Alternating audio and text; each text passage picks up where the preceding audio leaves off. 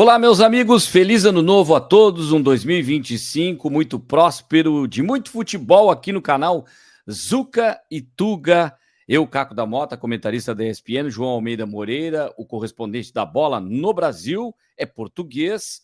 Eu, brasileiro, somos jornalistas e falamos do futebol do Brasil, de Portugal e suas conexões. É o único canal do mundo e agora, João, estamos aí a comemorar os primeiros 100 inscritos e rumam a 1.000 inscritos agora. Passo a passo, a gente vai crescendo no canal. Que bacana, João. Seja bem-vindo. Um feliz ano novo a todos. Para começar com o pé direito, podemos dizer assim, ou canhoto, surdo para os espanhóis. Oi, Caco. Feliz ano novo para você, feliz ano novo para todos que escutam, é verdade. 100 inscritos já é uma boa marca, né? E segunda temporada, né? Segundo ano, Zuca e Tuga, o único canal no planeta que une o futebol de dois países que estão unidos desde 1500, pelo menos. Talvez até antes, quem sabe, do ponto de vista esotérico, estivessem já juntos.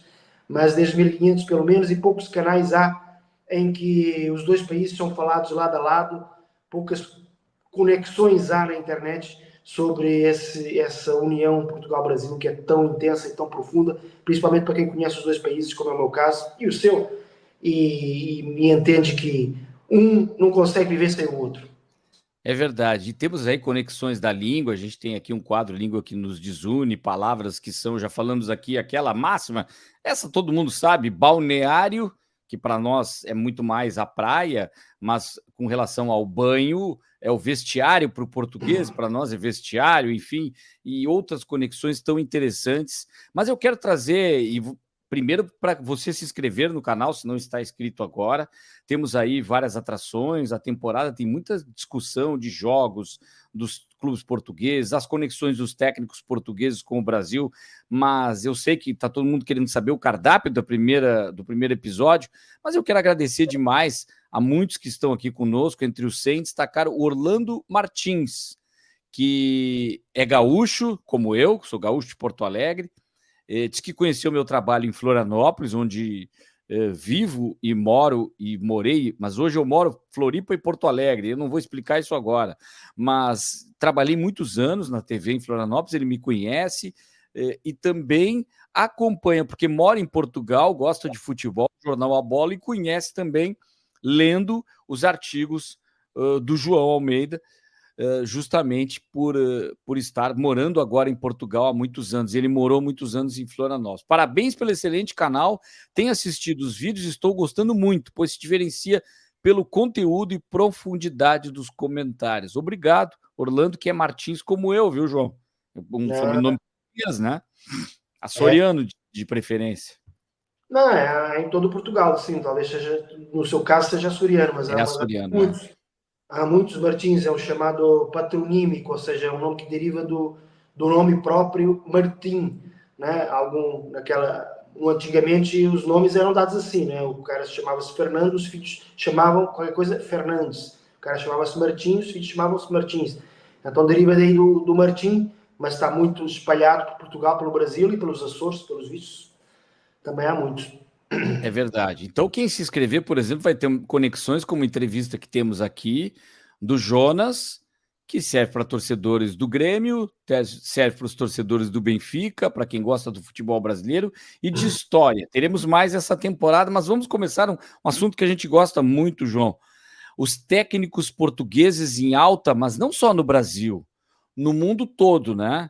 A gente fala do Arthur Jorge dominando a América e o Brasil. Ele chega já de cara no Botafogo, vem do Braga, tem uma carreira interessante no futebol português, mas é no Brasil que ele se consolida e agora vai para o mundo árabe. Eu começo por esse treinador, mas nós temos tantos outros aí.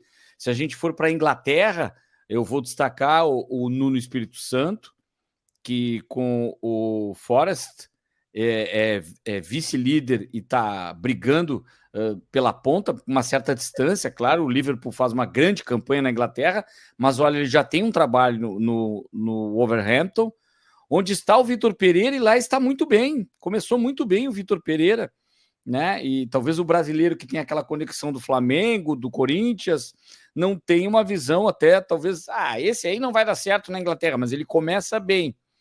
E aí nós temos o caso do próprio Jorge Jesus no Al Hilal, no Brasil, dando bem alguns anos atrás, e também agora na Itália, o Sérgio Conceição chegando, e o que me chama a atenção, eu até coloquei no meu Instagram, João, é a facilidade dos portugueses de falar outras línguas, coisa que o brasileiro não tem em comum entre seus técnicos. Eu vi Sérgio Conceição chegando nos treinos, vi vídeos falando em italiano com os jogadores e com uma certa facilidade para se comunicar. A gente nota que uma ou outra palavra ele escorrega com algum sotaque, mas isso facilita demais. Não há por que negar, e talvez você tenha outros nomes, pegando um apanhado de 5 anos atrás, a destacar nessa questão de estar em grandes ligas mundiais, principalmente agora na Premier League, cada vez mais os portugueses aparecendo nessa que é a principal competição do futebol de clubes do mundo, João. Sim, é verdade. Aqui no Brasil, obviamente que o nome do Arthur Jorge se destaca porque ganhou agora a Libertadores e Brasileirão, o mesmo que fez o Jorge Jesus logo que chegou também em 2019 e que o Abel Ferreira tem feito com alguma frequência aqui pelo Palmeiras. Outros treinadores portugueses de qualidade têm passado com bons trabalhos, como o Pedro Caixinha, o próprio António Oliveira, etc. Mas, além do Brasil, realmente andam portugueses espalhados pelo mundo todo, inclusive agora na Ásia, o Arthur Jorge, o Luís Castro, saiu do Brasil para lá, está sem clube nesse momento, e o Jorge Jesus, que você falou, que foi eleito o melhor treinador da Ásia, né? Está a fazer um trabalho extraordinário lá no Al Hilal. O Jorge Jesus, quando pega num time bom, consegue colocá-lo, fazer dele um time invencível. Precisa ter matéria-prima, mas se tiver essa matéria-prima, torna-o invencível. Foi mais ou menos o que aconteceu com o Flamengo e agora acontece com o Al Hilal, né? Difícil ganhar do Al Hilal. O Al Hilal ganha, bate recordes de vitórias consecutivas, inclusive chegou no Guinness, etc. E sem o Neymar ainda. Imagina quando o Neymar estiver em alta, né? E sem o melhor jogador, aquele jogador que era a estrela, em redor do qual o time foi construído, mais ou menos, e no entanto, mesmo sem ele, conseguiu os resultados que conseguiu. Você fez bem em citar isso.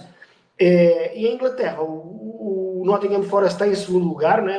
É um feito extraordinário. É evidente que no final do campeonato dificilmente estará lá, provavelmente estará lá para sexto, sétimo, mesmo assim, é incrível, porque o objetivo do clube era não cair, ou pelo menos fazer um pouquinho mais que isso, talvez chegar a uma competição europeia, e no entanto está em segundo lugar. É um trabalho fantástico no Espírito Santo, que já teve alguns altos e baixos, trabalhos muito bons, trabalhos mais ou menos, outros em que saiu, enfim, mas que nesse momento está realmente no auge da sua carreira, eu acho. Você citou o Vítor Pereira, chegou no Wolverhampton 2 vitórias e um empate, é evidente que é muito no início, mas que chegou bem, e isso é bom sinal. E o outro trabalho em Inglaterra que é interessante, que você não citou, é o do Marco Silva, no Fulham, que é um trabalho menos efusivo, talvez, mas muito consistente. Né? Ele tem feito do Fulham, que é um time de meio da tabela, tem colocado sempre ali sétimo, oitavo, nono lugar, o que é extraordinário, dada a competitividade que há lá. Em relação ao Sérgio Conceição, vou-te referir ainda, além do que você referiu, que ele substituiu o Paulo Fonseca, ou seja, estava lá outro português no Milan, né? Ou seja, são muitos por todo lado, e isso se nota, se eles fossem espanhóis, também há espanhóis por tudo quanto é lado. Há muitos treinadores alemães também por tudo quanto é lado, italianos alguns. Holandeses, alguns também. O Arne Slot está voando no Liverpool, né? A questão é que Portugal é um país muito pequeno e por isso se nota como é que um país tão pequeno consegue competir em número de treinadores. Qual é o segredo, João? É a escola portuguesa de futebol, então, que é muito boa? A escola, eu acho que há vários segredos que se interligam. Em primeiro lugar, o exemplo que foi dado principalmente pelo José Mourinho, né? Ele, ao ter um sucesso incrível ali na década passada, agora já está numa fase um pouco decrescente, mas na década passada, e há 2 décadas, ele fez com que o treinador português se sentisse capaz de tudo, né? Se ele consegue dominar o mundo, nós também poderemos conseguir. Isso é um lado, inspiração. Mas, por outro lado, o lado mais científico, foi a ideia do treino integrado, que foi uma inovação incrível no futebol, com base científica na Faculdade da Maia, que é uma faculdade do Porto, digamos, ali ao lado do Porto.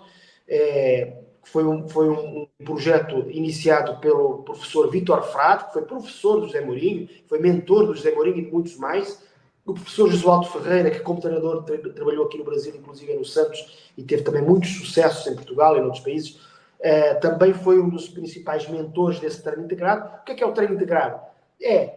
Cada exercício de treino já inclui todas as vertentes, a vertente física, a vertente técnica, a vertente até mental. Ou seja, em cada exercício você já usa essas vertentes todas. Eu, quando cheguei aqui no Brasil, confesso que me assustei muito quando vi no jornal esportivo que eu comprava, que era o jornal Lance, entretanto deixou de sair em papel, só existe online, né? Mas eu, como tinha o hábito ainda de comprar o jornal A Bola, o jornal Record, o jornal O Jogo, que são jornais esportivos de Portugal, comprava o jornal O Lance, que na altura ainda existia, e eu via lá sempre, quando o setorista falando do treino do dia e dividia 30 minutos de corrida, e o treino físico, depois rachão, etc. O treino português, isso era um treino que se fazia em Portugal no início dos anos 90. Depois disso, graças a esse método de treino integrado, já não havia divisão entre treino físico e treino e rachão. Todos os exercícios coexistia a bola e o físico, coexistia o tático e o mental até. Ou seja, há exercícios em que os próprios treinadores trabalham o mental, o psicológico do jogador. Talvez noutra ocasião a gente possa desenvolver mais isso. Mas esse treino integrado foi uma grande revolução no futebol internacional. Por isso é uma comissão técnica multidisciplinar, né? Exatamente. E isso começou em Portugal. Por isso tem essa comissão técnica. O Abel Ferreira trabalha muito bem isso também no Palmeiras, né?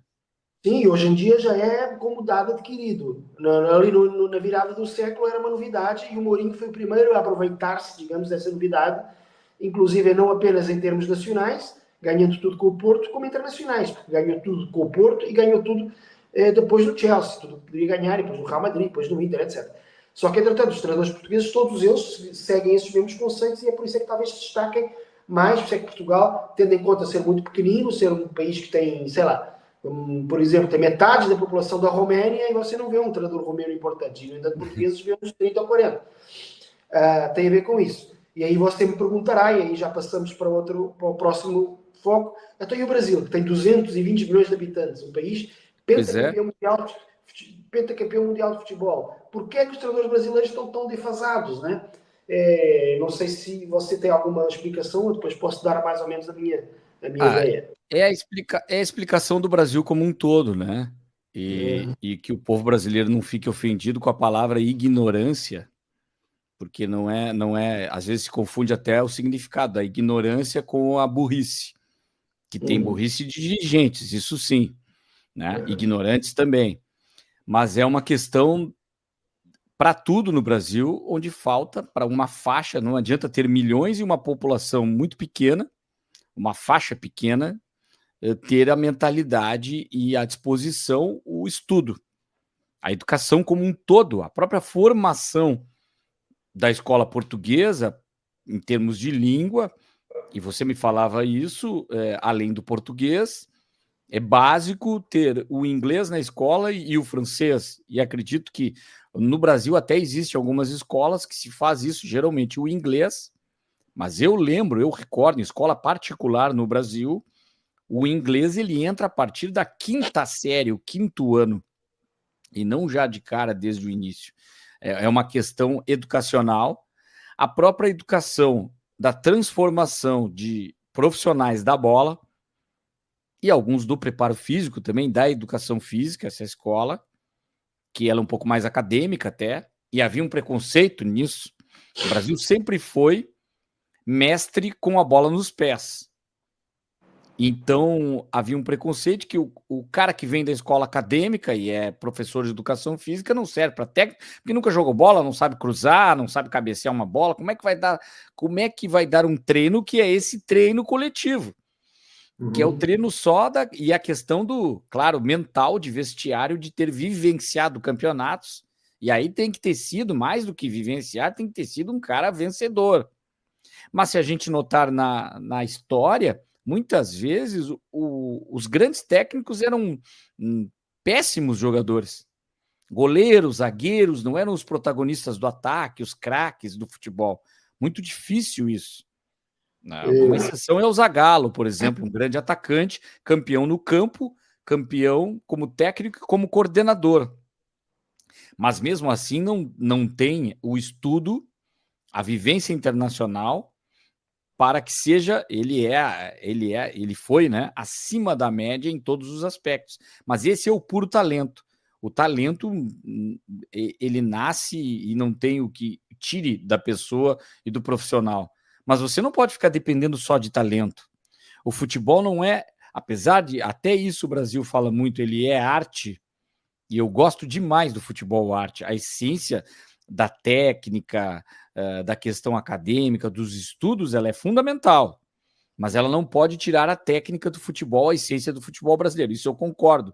Mas isso não significa que você não possa acrescentar a essa técnica a estrutura acadêmica, os estudos. E a Escola Brasileira de Futebol é muito recente com os cursos da CBF. E outra coisa, eu andei olhando os cursos da CBF, aí uma outra questão. Eles não são acessíveis porque pode existir um talento num pequeno clube do interior do Brasil para ser um grande técnico, que pode não ter sido um grande jogador, ou nem foi jogador, como estava falando, mas ele quer fazer o curso e ele tem o dom de ser um líder, de ver o futebol de uma forma tática, de conseguir organizar um grupo de pessoas para que sejam vencedores, mas o curso é muito caro.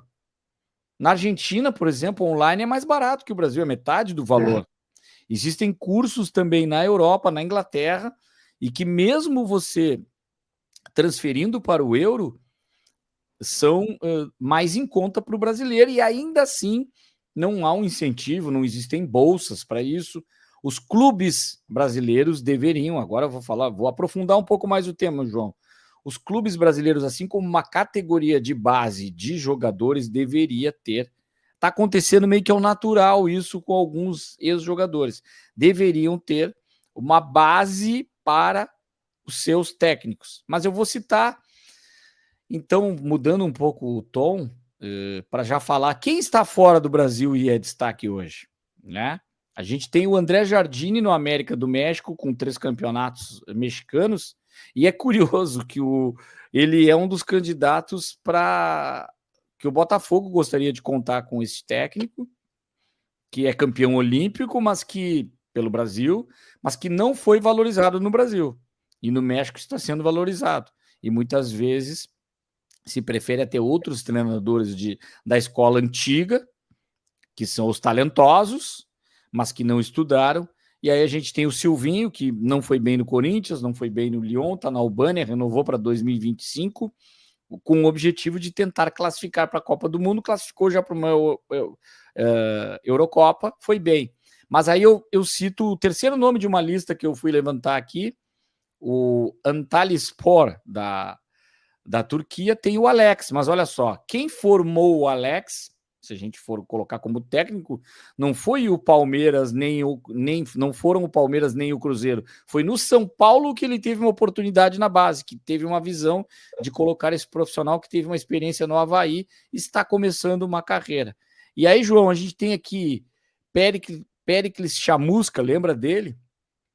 Está também numa liga saudita. O Odair Helman, muitos anos já, alguns anos no futebol árabe, no Al Raed. Osmar Loss, que passou pela comissão técnica do Corinthians, chegou a assumir o Internacional uma época naquela Audi Cup, está na Tailândia, e assim vai. O Thiago Nunes é um que vai na contramão, ele tem conseguido transitar pelo Peru, pelo Chile, está na Universidade Católica, teve essa oportunidade de estar no México, Universidade Católica, e aí vai. Eu vi aqui que o Cris, aquele zagueiro do Corinthians, treina uma equipe de 4ª, 5ª, 6ª divisão, Châteauroux, da França.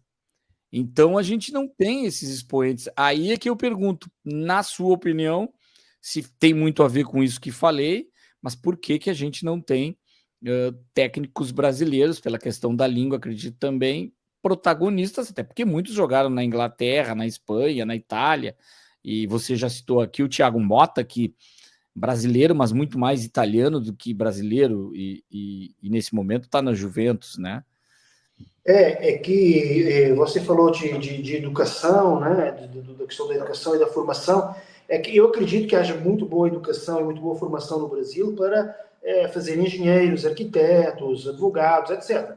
A questão é que o futebol sempre foi considerado como, não, isso não precisa de educação, isso é empírico, é sensitivo. E não, o futebol, como a gente falou um pouco na resposta anterior, é cada vez mais científico. São esses métodos ultra-integrados, são os metadados estatísticos, as análises de desempenho, a psicologia, até o media training, gestão de expectativas. Ou seja, hoje um treinador, para ser um treinador de ponta, requer ter muito conhecimento, muito estudo e se rodear muito bem também, obviamente. Há treinadores brasileiros, alguns brilhantes na leitura de jogo, como o Vanderlei Luxemburgo, ninguém tira mérito de todas as conquistas que teve, ou na construção de equipes como o Felipão, que foi selecionador português, treinador português, né? Sensacional. A gente chama selecionador lá, selecionador português, é um cara que o Felipão, se não tivesse nascido treinador, teria nascido general, alguma coisa assim. O cara conseguiu levar toda uma nação atrás dele e tal, cativar, o cara consegue criar grupo, família. Há treinadores como, no Brasil que tem muita capacidade, mas depois falta um pouco, hoje em dia, falta estudo. É isso mesmo que falta estudo. E falta Sabe também... que o Filipão, ele reconhece que aprendeu demais no Japão e na China. Também. Métodos da China, vejam o futebol China sendo referência para o Brasil, sim, nessa parte técnica de organização, Você de está metodologia. Você está me fazendo a ponto para outro problema, na minha opinião, que é o isolamento. O treinador brasileiro, durante muitos anos, esteve isolado, enquanto que os europeus em geral, os portugueses em particular, saem pela Europa em busca de novas experiências, e não precisa ser em grandes campeonatos como a Inglaterra, etc. Mas em novas experiências, inclusive o Felipão aprendeu na China e no Japão, é exatamente isso que você está a dizer. Os treinadores brasileiros, a generalidade, o que é que se limitou nas últimas décadas a fazer? Trocava um time do Rio por um time de São Paulo, depois saía do time de São Paulo e ia para um time de Porto Alegre, depois saía do time de Porto Alegre e ia para o Belo Horizonte, depois experimentava o Nordeste, depois voltava para... E numa dança, sem sair do lugar, né? Enquanto que qualquer treinador que saia do lugar, mesmo que seja para um campeonato pior, acaba aprendendo muito mais. É o que está acontecendo com o Jardim. O Jardim é hoje, por exemplo, muito mais treinador do que era quando estava aqui. E, no entanto, está treinando clubes mexicanos que provavelmente não são tão fortes como os maiores times do Brasil.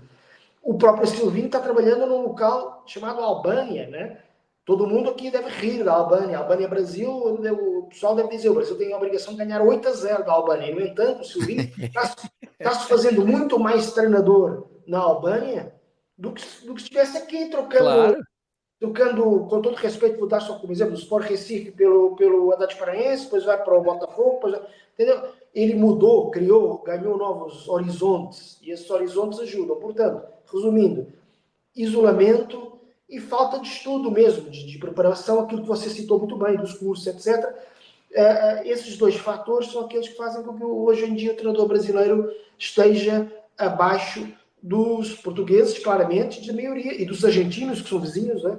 Entre outros. Porque depois você citou o caso do Thiago Motta, tem um exemplo, não é por uma questão de genética. O Thiago Motta nasceu aqui no Brasil. E, no entanto, é o treinador de ponta. Exato. Porque aprendeu em outros lugares, porque se confrontou com ele mesmo, né? E é isso que está faltando aos treinadores brasileiros. É um pouco de humildade, alguns deles bons que há aqui, agora vamos julgar lá na Europa num time que luta para não cair. Só que não, os treinadores brasileiros de ponta aqui, quando saem, é para ir para a Arábia pensar só por uma questão financeira, né? Então, quando saem do Brasil, é só por uma questão financeira, mas saem do Brasil por uma questão de ir aprender. Alguns deles estão ricos, riquíssimos. Saiam para aprender um pouco mais, porque voltam depois muito, muito melhores treinadores do que foram.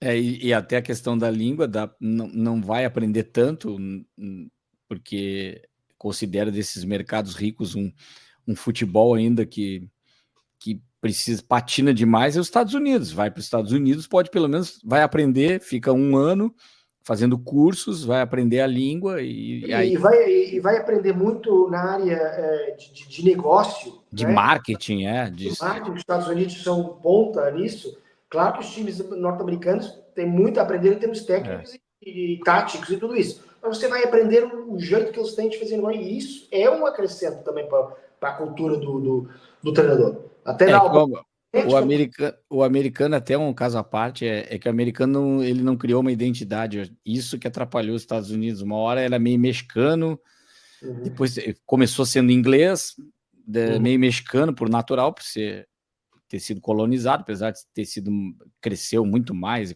maior economia do mundo, mas depois tentou ficar uma escola alemã com o Klinsmann, então o futebol americano como um todo, ele é uma contaminação, mas uma hora vai, porque tem muito dinheiro e tem torcedores, enfim, é muito interessante essa discussão, olha, dá um episódio inteiro, como é interessante. Agora, mercado brasileiro aquecido, qual foi a melhor contratação? Vou fazer essa para ti primeiro, João. Gabigol no Cruzeiro, tem mais, tem outras, mas essas para mim são as duas mais emblemáticas do momento. Ou Paulinho no Palmeiras. O Gabigol sai do Flamengo e o Paulinho sai do Atlético Mineiro. Olha, se for o Gabigol de 2019, de 2020, ele é a melhor contratação, porque é um craque, para mim é um craque. Ele faz gols, ele tem técnica, ele tem magia, ele cria gols, e até pode brigar aquele Gabigol por um espaço na seleção, se jogar naquele nível.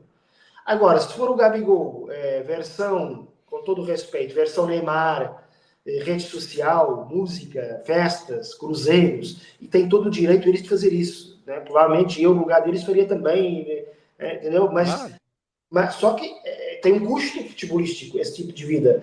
Se for um Gabigol também mimado, egocêntrico, aí a melhor contratação das duas já é o Paulinho. Porque é um jogador de muita qualidade, rápido, agressivo, um belíssimo atacante, mais fiável e que também, quem sabe, também pode brigar por um espaço na seleção brasileira. Embora tanto um como o outro, Gabigol e Paulinho, são numa posição em que o Brasil agora até tem bastantes concorrentes na Europa, que é ali tanto jogadores de ponta, como jogadores ali no meio, como jogadores atrás do atacante, o Brasil até está bem servido. Mas, independentemente disso, agora de falar de seleção, se for o Gabigol 19 ou 20, melhor contratação, resposta é Gabigol. Se não for, se for esse Gabigol dos últimos 2 anos, Paulinho, porque é um baita jogador, na minha opinião, você provavelmente até conhece melhor que eu. Acho um jogador agressivo, rápido, faz gols também, enfim. São dois que chegam em recuperação, né? O Paulinho começou muito bem no Atlético, mas terminou mal. Também o Atlético troca técnicos, não foi tão consolidado. E o Flamengo também, né? Troca técnicos, muita coisa, mas teve o Pedro no caminho do Gabigol. E aí o Gabigol teve que se reinventar, mas ele tem condições de jogar do 10 ao 11, ou do 8 ao 11. Ele joga, ou do 7, desculpa. Ele pode jogar aberto pela direita. Mas nunca jogou tanto para um lado, pelo outro, não importa. O Gabigol, para mim, é um jogador que se multiplica dentro de campo. Ele tem muita qualidade, realmente, mas você pegou um ponto-chave, é menos Gabi Show, né? Esse lado, não do Cruzeiro da camisa, mas do Cruzeiro, de fazer Cruzeiro, festa, nada contra, também concordo. Pode fazer o que quiser, enfim, e deve se divertir, é jovem, mas é que tem que saber ser mais Cristiano Ronaldo nesse aspecto, né? Ser mais profissional nesse sentido, né?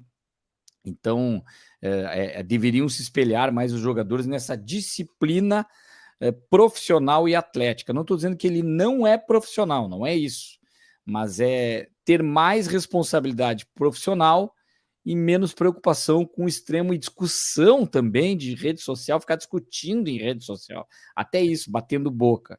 Então é positivo para o Gabigol e para o Paulinho também vai crescer muito com um trabalho consolidado de um técnico, Abel Ferreira, que passa uma transição. O Palmeiras fez assim, ele estava no topo, deu uma caidinha e agora vai contratar de novo, vai para o topo, vai começar a incomodar todo mundo de novo, como sempre foi, mas acredito que vem mais forte novamente numa nova geração de jogadores e grandes contratações.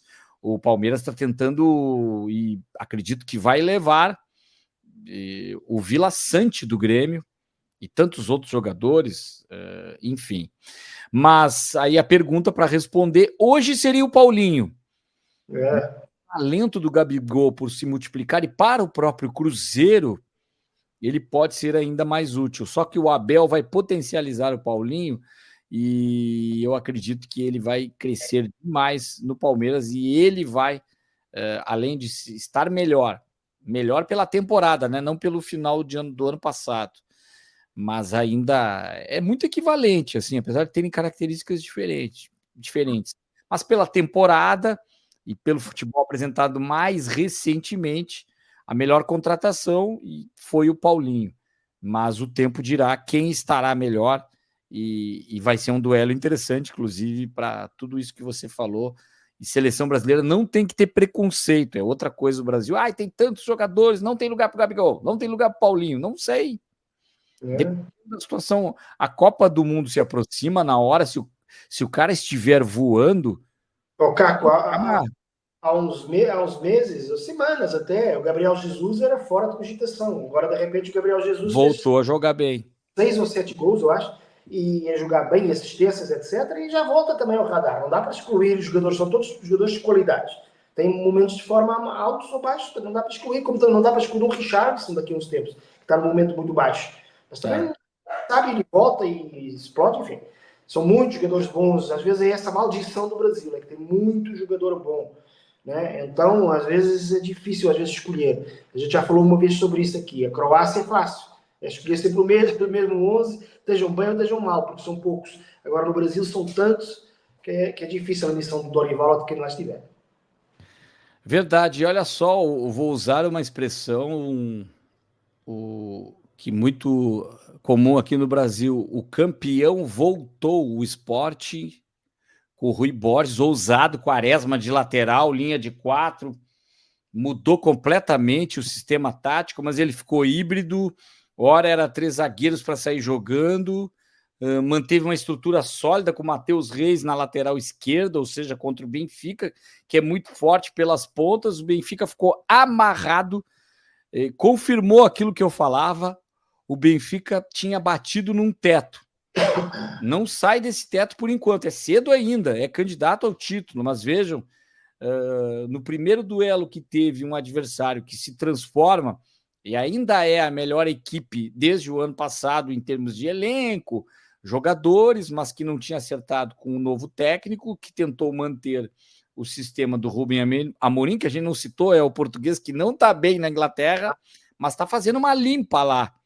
Tem que dar tempo para ele. Ele está fazendo uma limpa de jogadores também. Enfim, mas isso é outro tema.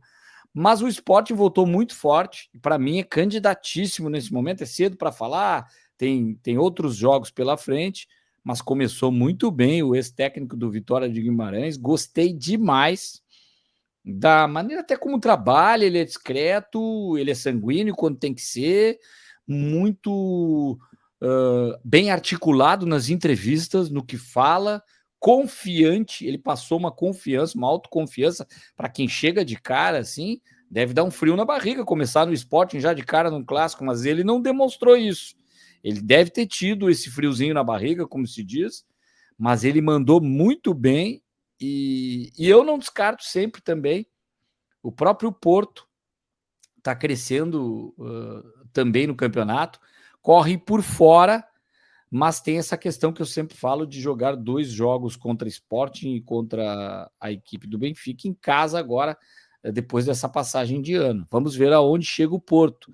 Ou seja, o campeonato muito equilibrado, mas o Sport, para mim, volta a ser o principal candidato se tiver nesse nível aí. Vamos ver, pode ter uma estabilidade, né?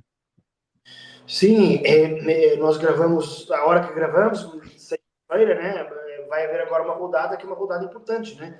Que o Sporting joga com o Guimarães, em Guimarães, sempre uma das praças mais temidas para os times grandes jogarem, porque é um clube forte, um clube importante. E o ex-clube do Rui Borges, vamos ver o que é que o Sporting fará lá. O Benfica joga com o Braga e o Porto joga com o Nacional da Madeira fora, né? Então esta rodada pode dar mais respostas, mas realmente dá a ideia que vai ser um campeonato equilibrado até ao fim. Eu até discordo de você, Caio, quando você disse que o Porto corre por fora, eu acho que o Porto corre por dentro, sim. Está lá, né? É que perdeu os 2 clássicos, né? O Sport com o Benfica, e deu aquele ar de que está abaixo, que é a terceira força. Mas a verdade é que tem sido muito regular com os times menores, e isso é importante depois na hora de fazer as contas, e como você falou, ainda joga com o Benfica Sporting lá no Dragão. Em relação ao Rui Borges... Só para justificar por que falei por fora, e mantenho, sabe, João? É que o Sporting estava no topo e caiu, mas a qualquer momento poderia voltar. O Benfica só cresceu com o Bruno Lage, foi crescendo depois da saída do Roger Schmidt, mas ele estabilizou num teto, mas é um teto alto. O Porto, ele vem crescendo, ele começou a temporada, eu digo no Campeonato Português, né? Ele começa crescendo e não é só pontuação, eu digo desempenho, fez muitos jogos do Porto. Ele vem crescendo, perdeu muitos jogadores, muito difícil acertar o time. Tanto que o Galeno está improvisado na lateral esquerda e é um problema para o Porto. Não que o Galeno não seja bom jogador, mas ele marca mal. Ele ataca bem, mas marca mal. É muito frágil a marcação por aquele lado. Então, desde a saída do Wendel machucado, que pode estar sendo negociado, ainda não se sabe. A gente pode estar gravando aqui, ele está sendo negociado. E ele cresce. Então, por isso que eu digo por fora, talvez seja de baixo para cima a melhor expressão. Está na briga, mas ainda não chegou. Ele está chegando. Uhum. Sim, e com um time muito bom com os jogadores agora que se reforçou bem, né? Jogadores jovens, a gente já vai falar mais à frente um pouquinho, né? Um jogador jovem aí que está arrebentando. E, portanto, o Porto está, como você diz, aí na corrida perfeitamente. Em relação ao Sporting, em relação ao Rui Borges e ao João Pereira, eu achei interessante uma frase que disse o Frederico Varandas, o presidente do clube, quando apresentou o Rui Borges, que o Rui Borges vai ter possibilidades de ser o Rui Borges, enquanto que ao João Pereira não foi dada essa possibilidade. O João Pereira meio que foi obrigado a ser um Rubem Amorim, uma continuação do Rubem Amorim, porque a ideia da contratação dele era levantar o mínimo de ondas possível e manter tudo igual. Então poucas ideias dele houve em campo e talvez ele se tenha sentido um pouco apertado. A verdade é que o Rui Borges manteve mais ou menos algumas das dinâmicas do time contra o Benfica. A gente viu na primeira parte o Sporting a jogar muito rápido no ataque e consistente na defesa, como era a marca do Rubem Amorim, mas mesmo tudo isso, mesmo mudando, como você falou, o esquema, né? Com 4 centrais, já com 4 defesas, já há anos que não se via o Sporting jogar com 4 defesas, até parecia estranho, né? Embora depois na construção do jogo e nas dinâmicas do jogo fosse muito parecido com o Rubem Amorim. Em relação ao Benfica, que jogou muito mal na primeira parte do derby, mas jogou melhor na segunda, pelo menos jogou para frente, atacou, e até podia, se tivesse tido um pouco de empatado. Ter empatado perfeitamente, embora não tenha demonstrado ser um pouco a equipe jogando assim aos solavancos, não era um futebol continuado, foi mais na vontade do que propriamente ali na estratégia, digamos. Mas acho que sim, acho que o Benfica é um candidatíssimo, óbvio. Talvez tenha havido euforia a mais por causa desse crescimento repentino com o Bruno Lage, euforia a mais, e agora estão caindo um pouco na realidade, e como você falou, o Benfica chegou num teto, vamos ver se esse teto chega para ser campeão ou não, mas vai ser um campeonato muito competitivo até o final, né? Então, as 3 equipes separadas por pouquíssimos pontos, por detalhes, vamos ver, os clássicos poderão vir a ser decisivos. Dessa rodada eu comento Nacional e estou vendo minha tabela aqui na parede. Nacional e Porto, pode já ter passado para quem gravou, está vendo aqui o episódio, e o Braga e o Benfica. Estarei acompanhando também o Sport, mas não comentando na ESPN, e você pode acompanhar os jogos pela ESPN e pelo Disney Plus. Vamos então à nossa figurinha cromo do álbum ou da caderneta, e primeiro vou rodar a vinheta.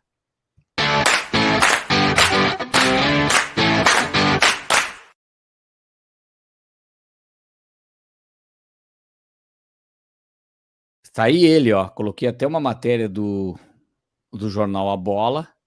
Esse garoto joga demais, João. Rodrigo Mora, 17 anos, fazendo gol clássico da Invicta, golaço no Dragão. Primeiro gol dele no Dragão, explode o estádio do Dragão.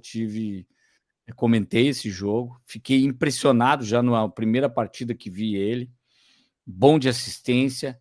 Ele não é um jogador alto, mas ele parte para cima no drible. E ele tem um drible que é difícil de marcar, porque ele não mostra com o corpo, ele não telegrafa, como a gente diz, né? Ele tem muita confiança e chuta muito bem, arremata de fora da área, tem qualidade. E ele briga muito pela bola, já fez gol assim, ele em 3 tentativas faz gol, ele tem visão de jogo, passes longos também. Ele vai certamente variar, ele em algum momento ele vai alternar, vai ter jogos que ele vai ser substituído, alguns que talvez não comece, mas vai ser difícil tirar esse garoto do time depois do que ele tem feito nos últimos jogos. Tem uma cena sensacional que é o Galeno, quando ele faz o golaço, o Galeno põe as mãos na cabeça assim, faz assim, meu Deus, olha o que esse menino faz. O próprio jogador, que é se não o principal atacante, um dos destaques da equipe do Porto, ele fica impressionado como está dando certo o garoto e como esse menino, eles estão enxergando. O cara que dentro de campo enxerga melhor ainda.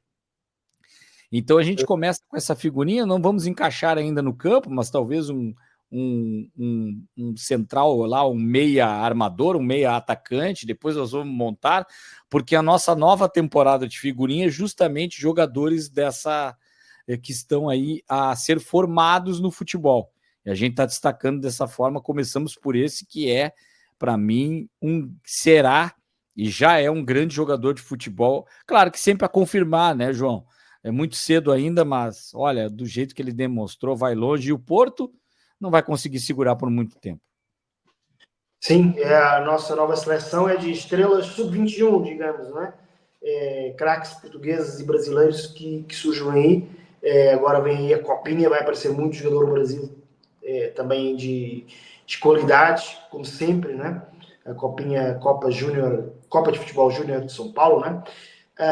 E sim, o Mora já há uns anos que se fala, né? Ele tem 17, não pode ser há muitos anos, mas já há uns 2 anos que se fala que tinha alguém aí na base do Porto que ia dar que falar. Ele e o Giovanni Kenda do Sporting, inclusive já fizeram programa juntos, são amigos das seleções de base de Portugal. São aí as duas figuras que os portugueses que se preparem, portistas e esportistas, que não vão ficar lá muito tempo, mas vão dar um bom encaixe, com certeza, aos dois clubes. E aí eu volto também um tema assim para a gente falar, a questão da arbitragem em Portugal. Sabe que eu tenho notado um comportamento, me dei conta esses dias, fazendo não só o clássico, outros jogos, principalmente jogos de grandes contra pequenos. Falei até dos técnicos brasileiros caseiros, né?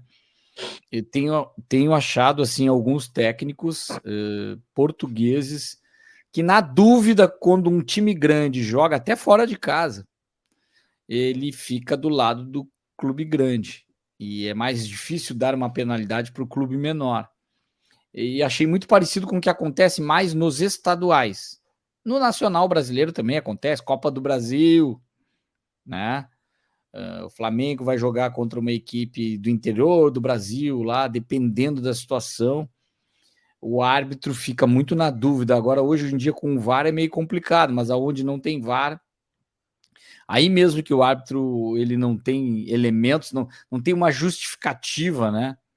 Não tem um corpo de arbitragem para ajudar ele nesse aspecto e ter até como não ter um prejuízo técnico. Mas eu vejo assim, e no Brasil acontece muito, até usar uma expressão que eu não sei como é que é em Portugal, na verdade já sei, né? Mas eu não sabia e trouxe aqui na língua que nos desune, o técnico ficar um pouco na geladeira, né? Dá um tempo na escala quando vai mal, né? No Brasil é muito comum se dizer isso. E em Portugal é diferente, né, João? Sim, aqui no Brasil, o árbitro, quando está mal, fica na geladeira um tempo. Em Portugal, usa-se mais a expressão fica na jarra. É uma expressão que foi usada, eu penso que por um presidente do Conselho de Arbitragem, há uns anos, que pressionado porque um árbitro apitou mal num jogo qualquer, ele disse, não, isso vai ficar na jarra. Na jarra por quê? Porque havia sorteio de árbitro, né? Então o sorteio do árbitro punha lá as bolinhas que os árbitros estavam e aquele ficava na jarra, nem sequer saía da jarra, não entrava no sorteio. Então daí virou a expressão. Portanto, em paralelo, geladeira aqui no Brasil é o lugar onde a gente coloca os alimentos para gelarem, né? Em Portugal já não usa geladeira, usa frigorífico para essa função. Frigorífico aqui já é uma coisa diferente, é um armazém de carnes, etc. Né?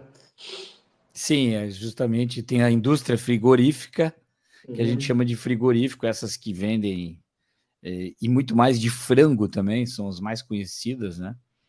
Mas é isso aí, o frigorífico é essa grande geladeira de estoque de alimento de carne, né? Da proteína animal, enfim.